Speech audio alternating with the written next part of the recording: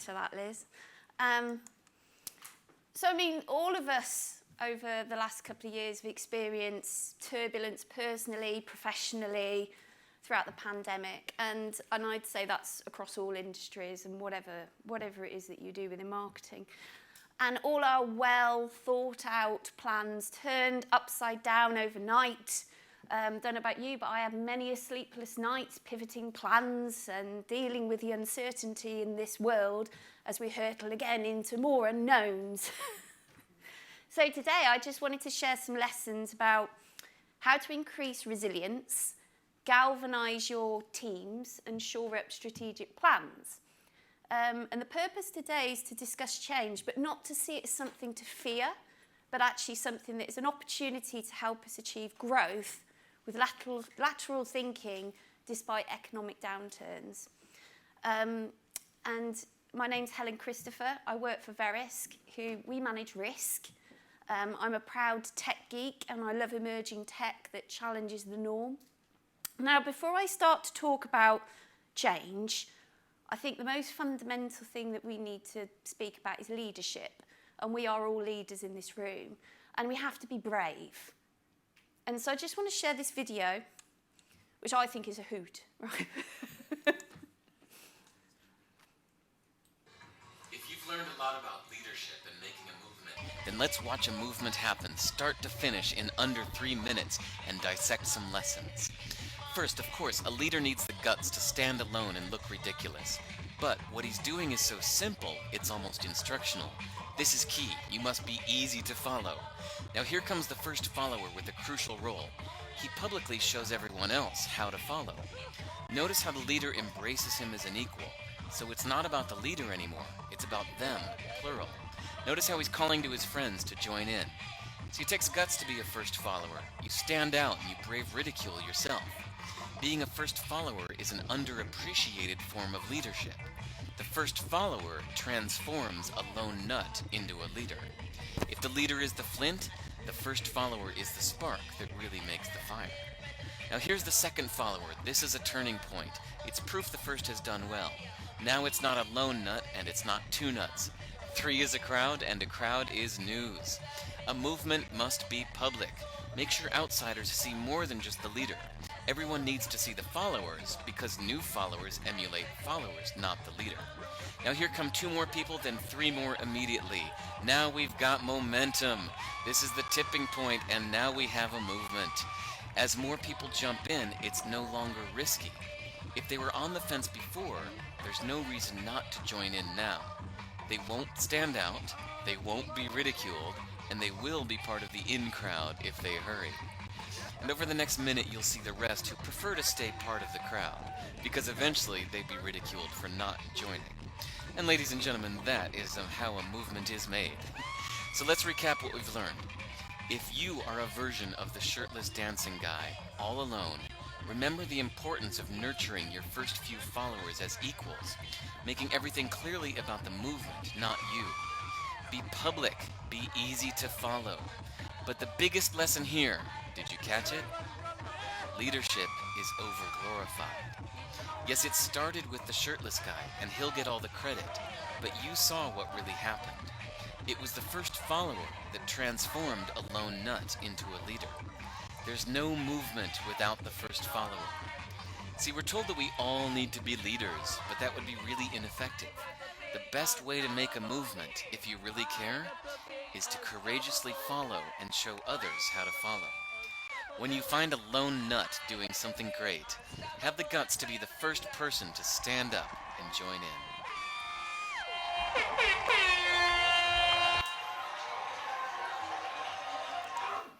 Who felt like a lone nut? Who's been a lone nut? Hands up.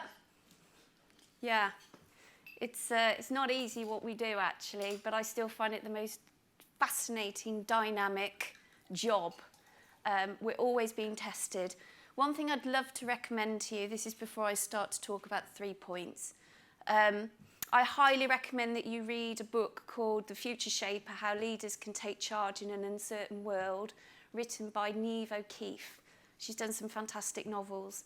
And in that, even though it wasn't written with the pandemic in mind, it's very much about that, whatever challenges are put in your way.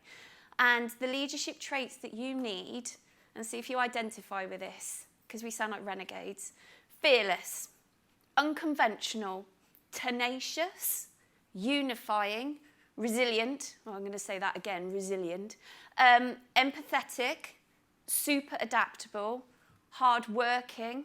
I don't think any of us can argue that throughout the last couple of years. Authentic, that word has been mentioned a lot today. Persuasive, energising, and also resourceful. So I think that's really important. I mentioned that first, and that crazy video, which I love, is because before we start to look at change, what's changed, how best we handle that, and also the top tips, I think it's important that we need to know that we need to project those qualities so that we have those people on board. I feel like that shirtless guy. I can't dance either. But they're a lot of fun. So, point 1, handling change. So post-COVID, I mean, obviously know that the B2B buying decision has altered somewhat. And depending on your viewpoint, this was some research done by McKinsey. I, as an optimist, always try to look for opportunity in anything, even if it's a very, very difficult period. And so for me, what I thought was that the pandemic brought the future forward by allowing us to advance on our digital marketing, which I work in financial services, and for those that is a very traditional industry. So it did us a favour. And we managed to do some really cool projects. We did something called the Future Focus, where we looked at thought leadership. And what's the world going to be like in 10 years' time when we screwed the planet up? And, you know, there's like Uber flying taxis around Milton Keynes, that type of thing. You know, it's a bit crazy. We wouldn't have done that before. There was a series of podcasts. We had our subject matter experts.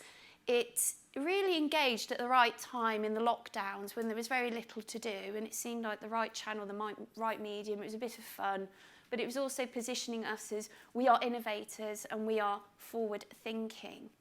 And then what that did for us was it was fantastic because it brought in a lot of leads, which then created another issue. Not all leads are created equally. So another little project that came out of that was writing the marketing sales playbook and working with the digital assets that we had. This is completely different to, say, what we had planned on doing originally. But hey, it's great, right? It's fun. I think it's fun. So, talking about best practice, there's a lot about marketing that doesn't change. I still go back to my Kotler books and all my textbooks when I was studying and everything else. They're well thumbed, dog-eared now. And so there's things that it's good to have that reset. And so when I was asked to do this talk, there were a couple of things to mention, and that's, what are the appropriate measures to put in place with unexpected market changes? We don't all have a crystal ball, right? But you can preempt a lot of things. The one thing I've learnt massively is you need agility and you need almost contingency plans. Things don't always go to plan, do they? Not everything is perfect and linear in this world. Certainly never was, and I don't think it ever will be going forward. So the trick is here to expect change. Sounds obvious, right? And so working on achieving that balance, especially with planning. I know I've spoke to a few of you, and planning is really important when you're scheduling your activities, your channels, your campaigns, your subjects, but you've got to be flexible as well. So when we build our plans now, we look at things that can be easily moved or switched out. Now, this was something that probably wasn't so comfortable with me because I'm quite a bit of a stickler, right? So I've had to change and moderate my temperament as a leader and become more agile. And then also look at, do we have time to respond to things? Because you can plan, but you can't plan for everything. So you need that wiggle room, you need that flexibility. The panel discussion this morning spoke about time and space. You know, you need that time and space, don't you? Rather than just reacting. Or diligently following a plan, that maybe that plan isn't working for whatever reason, even if it isn't volatile, for whatever reason it's not performing the way it should perform. And so the other thing is, I think it's also important to implement small, medium and large type campaigns, and imagine how that will play out, and even from like content generation sign off to roll out, because again it allows that flexibility. The other point that came up, and this is an interesting one, how do you increase the stability of B2B marketing strategy? Well, that's a bit of a red herring, isn't it, in today's society? But I think making sure that your marketing teams, your processes, your planning, your suppliers are also organised to be responsive as time moves on. And it's also important that there is a plan, which is the default, but can be changed. The other thing I think that's worth keeping in mind is that the communication messages and delivery channels that are appropriate for how people work today, that's going to change too. I think the one thing I love about marketing, it's almost like fashion, isn't it? There's a lot of things that are very cyclical, they change, and it's ever evolving. You know, when we first went into the pandemic, everybody went to digital, and every man and his dog went to digital, and it was almost too much. And then you're competing in that space, and there's a lot of noise. So suddenly, the more traditional methods, like, how wonderful has it been to come here to an event and meet people and have a chat and eat food and converse? Wonderful. I've thoroughly enjoyed it. I certainly won't go home hungry. But we still need to account for things like what grabs media attention and what's going to resonate with our audience and stakeholders and such forth. So to me, that's the bit that hasn't changed. But again, allowing some sort of transformation and some ability that when we're asked to do something, we need to think about how our audience is today, not yesterday and not tomorrow, but what are they thinking today? And for me, that's the hardest bit to keep up with. So the best thing that I do, and a part of the job that I particularly love, is I regularly meet with customers. You know, we've so much access to data now, which is phenomenal. We've never had so much data. That should inform us and guide us, but it doesn't. You know, having a conversation about what's going on in your world, you know, how if you didn't know who we are, how would you look for us? Do you read journals anymore? Just those sorts of conversations, and I find that qualitative sort of conversation really, really, really important. And I think that's something that you should do as marketeers ongoing anyway. So, point 3, top tips. You're chuckling, so you'll remember this. Hitchhiker's Guide to the Galaxy. I think the most important thing is be calm, be cool, be strategic, even if you're not feeling that way. The breathing exercises we learned earlier, fantastic, yes. But we are leaders, and people are looking to us to help guide them in the face of adversity. So don't panic, okay? And I think the problem is when people panic, they tend to be pulled into different directions. You end up running off doing various things that accomplish very, very little. And I don't know about you, but my gosh, I'm so fed up with people just blasting me on LinkedIn. And just the desperate sales tactics, you can just smell it a mile off. And yet, when you're cool and you're calm and you're strategic, you think more logically. And it goes back to that being allowed the time and space to think.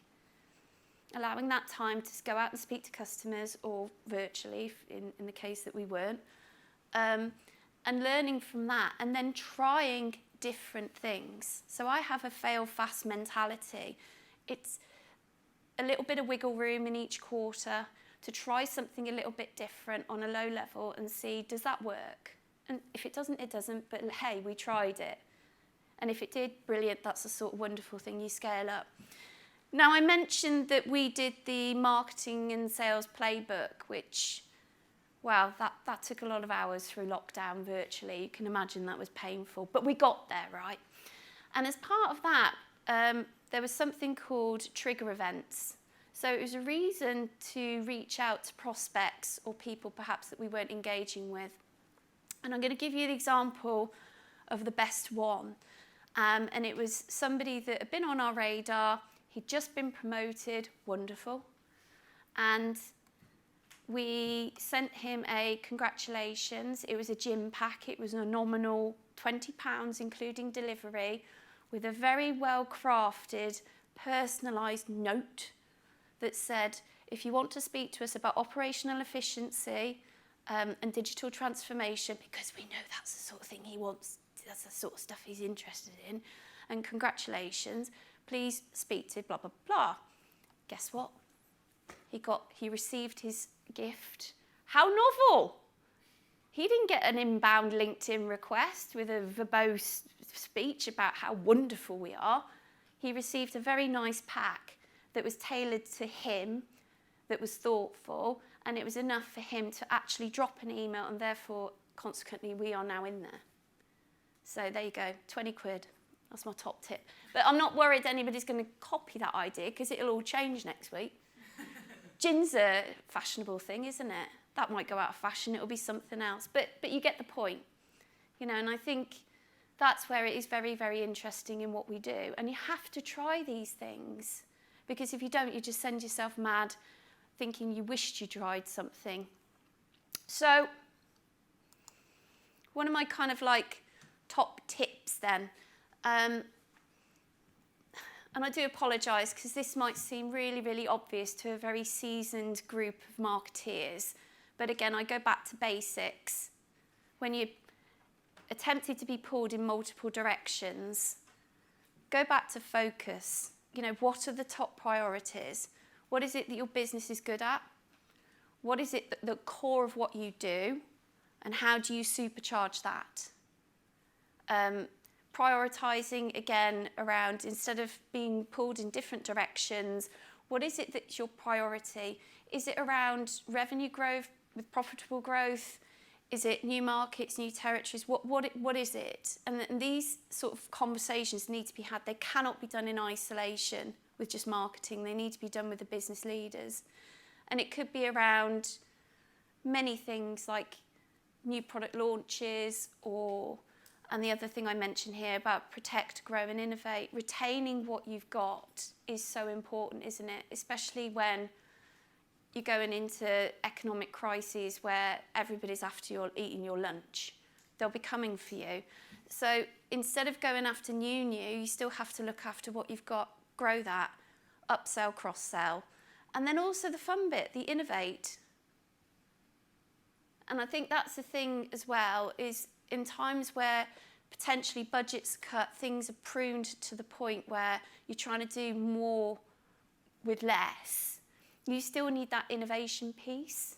And so that, I think that's where very fortunate with Verisk, where we do still innovate and inject a lot into that side of it. And to date, you know, we've grown a lot through not just healthy organic growth, but a serial of acquisitions that were still going on during the pandemic, which was really tough, building up those relationships virtually, but still very committed to that innovate piece, because again, it's thinking about the future, isn't it? Not being caught up in the here and now panic of what's going on. And then I think this is something else that's been mentioned multiple times today, and it's about scale and how do you scale that? And I go back to this fail fast mentality and trying something different, but actually just looking at what you do. What do you do that's really good? Who are your nice, easy clients that are a joy to work with? How do you then go and find more? Profile and match. It sounds so simple, right? And so you've got to get a balance of all of that, as far as I'm concerned, to keep that stability, to allow you to have that revenue, to have that growth, and that growth then allows you to still keep pumping into the innovate. So I just want to say, I think you're all awesome, because we have a very difficult job. I know it's very challenging, and I'm sure not everybody tells you what a good job you do, but I appreciate what you do. And so thank you very much.